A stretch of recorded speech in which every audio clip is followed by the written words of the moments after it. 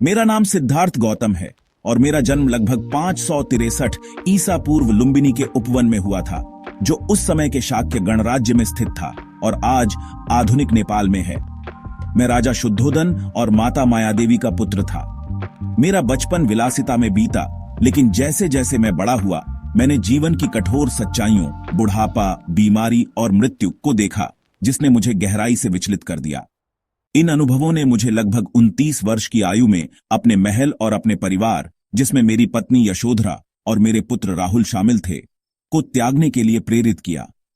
मैं सत्य और दुख के अंत की खोज में निकल पड़ा। मैंने विभिन्न आध्यात्मिक शिक्षकों से शिक्षा प्राप्त की, जिनमें अलारा कलामा और उद्दका रामापुत्र प्रमुख थे, जिनसे मैंने ध्यान की प्रारंभिक विधियां सीखीं। हालांकि मुझे उनसे पूर्ण संतुष्टि नहीं मिली। मैंने कठोर तपस्या भी की, लेकिन उससे भी मुझे वह ज्ञान प्राप्त नहीं हुआ जिसकी मैं तलाश कर रहा था। अंततः बोधगया में एक पीपल के वृक्ष के नीचे ध्यान करते हुए लगभग 35 वर्ष की आयु में मैंने बुद्धत्व पूर्ण ज्ञान प्राप्त किया। वह वृक्ष अब बोधि वृक्ष के नाम से जाना जाता है। इस जागृति के बाद मैं बुद्ध कहलाया, जिसका अर्थ है जागृत। अपने ज्ञान प्राप्ति के लगभग 10 साल बाद, लगभग 45 वर्ष की आयु में, मैंने सारनाथ में अपना पहला उपदेश दिया। इस उपदेश में मैंने 4 आर्य सत्यों और अष्टांगिक मार्ग की व्याख्या की, जो दुख से मुक्ति का मार्ग है।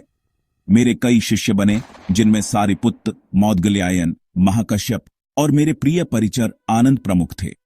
मैंने अगले कई वर्षों तक पूरे उत्तरी भारत में यात्रा की, लोगों को अपनी शिक्षाएं दी और एक भिक्षु समुदाय की स्थापना की। लगभग 80 वर्ष की आयु में, लगभग 483 ईसा पूर्व, मेरा परिनिर्वाण मृत्यु कुशीनगर में हुआ।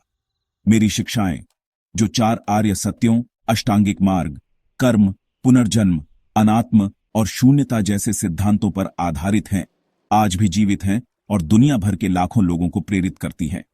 मेरा उद्देश्य यही था कि मैं दूसरों को दुख से मुक्ति का मार्ग दिखाऊं, एक ऐसा मार्ग जो करुणा, नैतिक आचरण और मानसिक अनुशासन पर आधारित है।